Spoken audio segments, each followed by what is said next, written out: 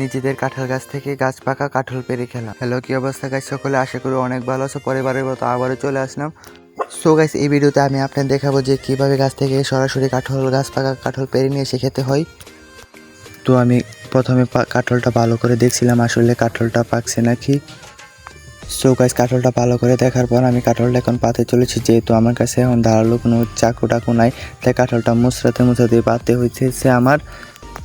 তো কাঁঠালটা মুছাতে এক পর্যায়ে কাঁঠালটা আমার হাতে চলে আসে। আর কাঁঠালটা নিয়ে আমি বলতেছি যে কাঁঠালটা অনেক ওজন, আসলে কাঁঠালটা অনেক বড় ছিল, তাই আমি অনেক এক্সাইটেড ছিলাম। আর কাঁঠালটা নিয়ে আমি দৌড়ে চলে যাই ঘরের ভিতর, আর ঘরের ভিতর নিয়ে কাঁঠালটা ভালো করে দেখছিলাম। আর কাঁঠালটা অনেক শক্ত থাকার কারণে আমি বারবার এটাকে টিপ দিয়ে দেখছিলাম যে আসলে নরম নাকি।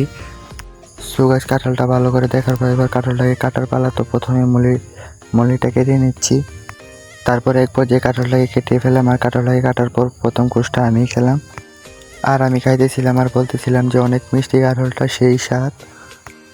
আর এই দিক দিয়ে আমি কাঁঠাল একের পর এক খাইতে আসি। তো এক পর্যায়ে ভাই এসে বলতেছে যে সব কাঁঠাল তুই একাই খাবি নাকি, আমাকে একটু দে। তো আমি ওদের কথা না শুনে একের পর এক কোষ খাইতে আসি।